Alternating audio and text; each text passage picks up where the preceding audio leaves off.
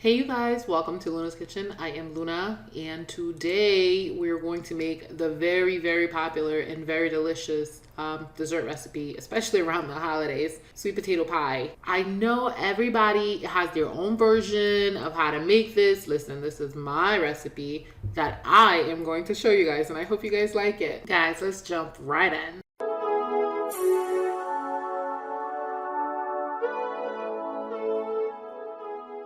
To get started, I have gone ahead and I've listed every single ingredient that I use in making this delicious sweet potato pie. I've gone ahead and I've boiled some water and I have peeled and diced up my sweet potatoes. Now you don't have to do that. You can go ahead and boil your sweet potatoes whole, or you could even bake them.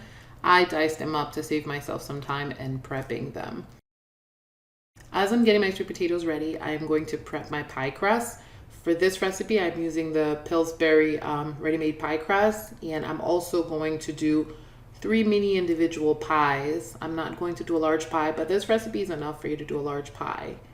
So what I'm doing is I'm going to cut my pie crust. I'm going to fit them in my pie dish, basically pinch all around the edges, and then I am going to put some pie weights. You can use beans or rice, and then I'm going to flash bake my pie crust.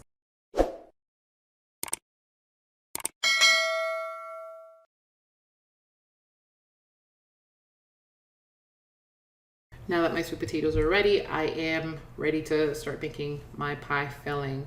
And so I'm just going to mash and blend my sweet potatoes. I'm going to add my softened butter.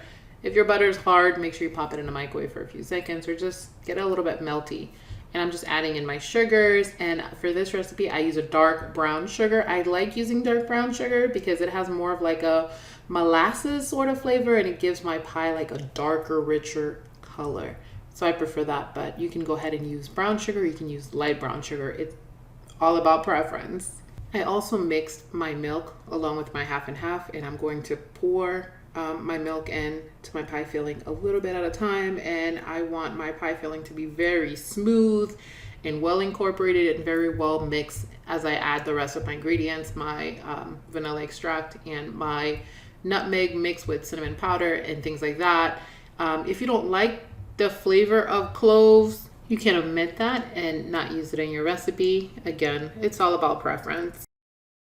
As I pour my pie into my ready pan, my oven is preheated to 350, and I'm just gonna pop that right back in and bake it for about 50 minutes to 55 minutes.